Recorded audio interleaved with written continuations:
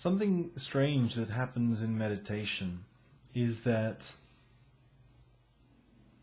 the deeper the state of awareness, the more you perceive your body as one more of the objects in the room, one more of the sensory perceptions that you're having. Like, you're perceiving the feeling of wind on your skin, maybe sound in your ears.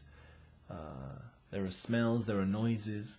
But the deeper you go, the more there are certain things that you consider to be very deeply tied to yourself that suddenly get presented to you as things that yourself is simply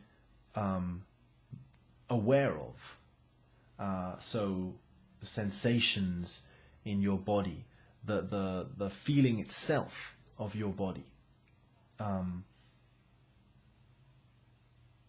and there is a point really where you still exist, you're still conscious, you're still aware. In fact, you're more aware than ever. And yet, you are no longer identified with your body. What you are is the awareness itself. And you realize then that awareness isn't matter. And by that I mean that it is not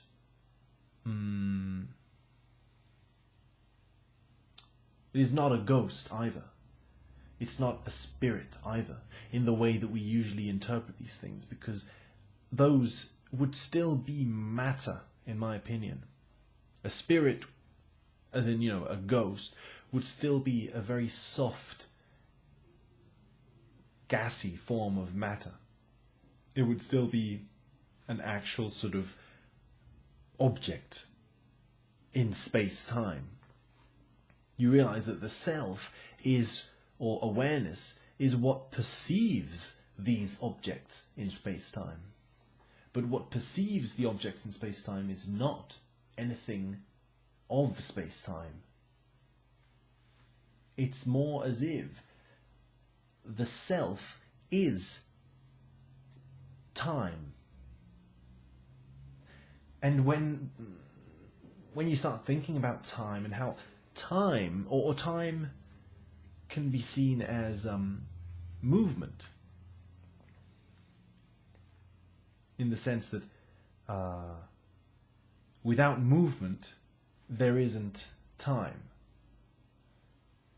Time is the movement of things, and the movement or the change never stops.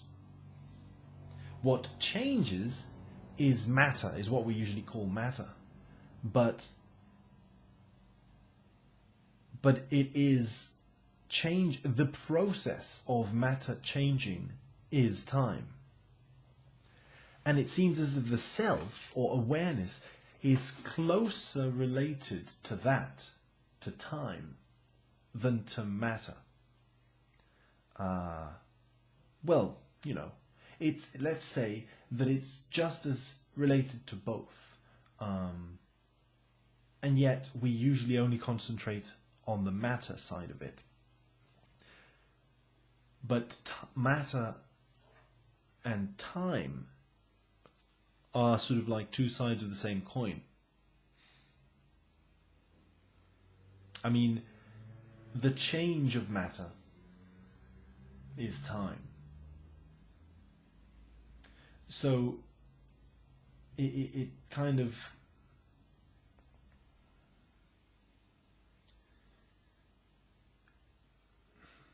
it makes me think of how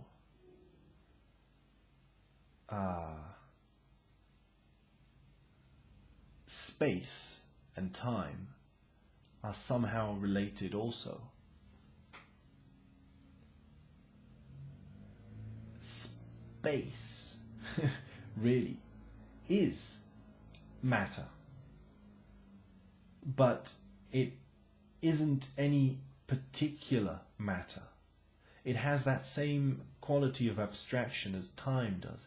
Time can only exist through matter, but it isn't matter.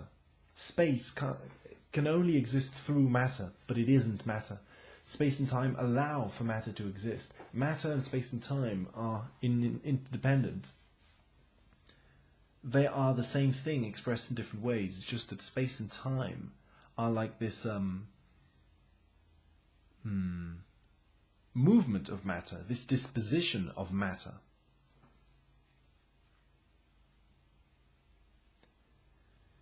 And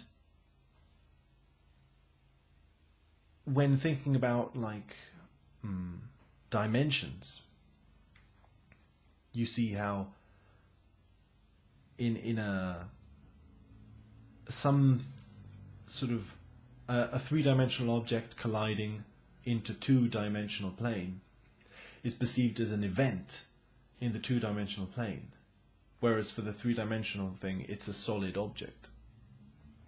So sort of abstracted to other kinds of dimensions, you could think that space and time itself, as it gets represented in different dimensions, switches like an accordion from being an event to being an object, to being an event to being an object.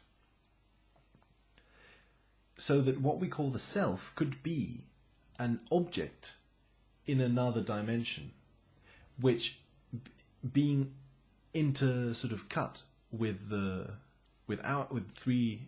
third dimension gets expressed as this event that we call the self, the awareness.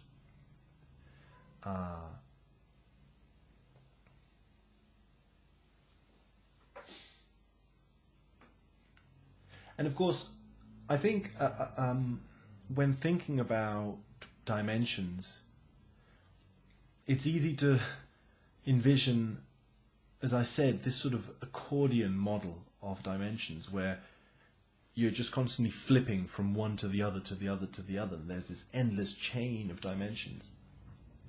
But really, in the third dimension is the second dimension. The second dimension is simply a plane of the third dimension. So it is a limited or different perception than the third dimension.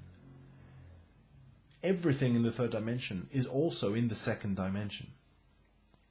You know, when the typical case, as I said before, where a three-dimensional object collides into the two-dimensional plane, in Flatland, in this sort of story, it's sometimes perceived as if first you have the 2D dimension, and it's all sort of calm and nothing's happening, and suddenly there's this violent eruption of a three-dimensional object into the two-dimensional plane. But really, if the two-dimensional plane is a cut of the three-dimensional plane, then the two-dimensional plane is an eruption of 3D. Everything in Flatland is a cut of 3D land. So the eruption of a 3D object into it is not a violent event. It is the nature of Flatland. In the same way, it's not as if sometimes fourth dimensional objects collide into the three-dimensional plane. I think that the three-dimensional plane would be, under this sort of theory, a constant cut of the four-dimensional plane. But of course, where it gets difficult to think about and weird is if we posit an infinity of dimensions, then being again simply this fractal shift from event to object to event to object. This sort of fractal thing, if it were to go on forever, then it would mean that all dimensions are present in the third dimension. It's just that the third dimension is a specific perception of the all. You could say then that all dimensions are the all, the infinite sort of mass of possibilities, the void. And the void gets cut up into limited, finite perceptions. And 3D is one of them. 2D would be another one.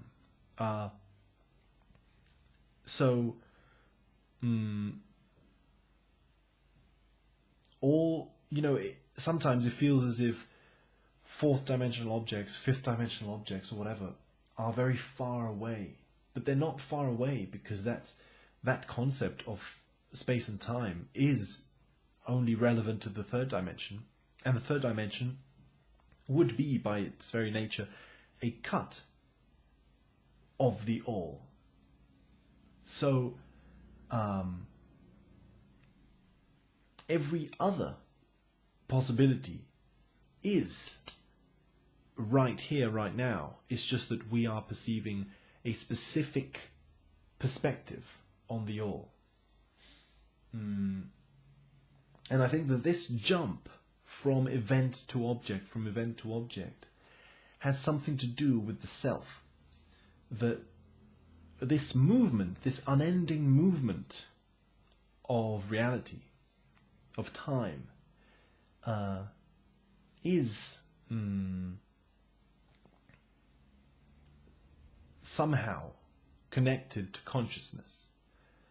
That the movement is will, it is purpose, not in some grandiose way, but just in the sense that it is moving.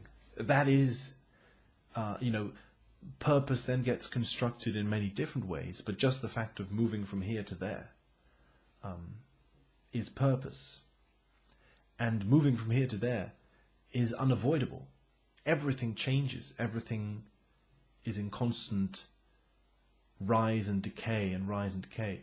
I mean, in fact, rise and decay is a human perspective, from another, and it's a human perspective based on the fear of decay.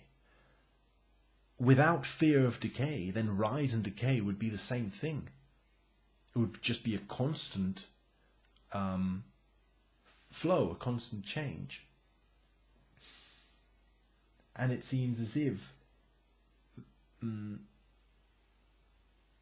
it is that change that happens through things, including our body.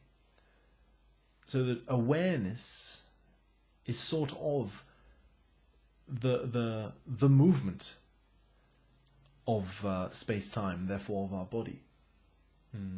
Our body moving, our body living is awareness.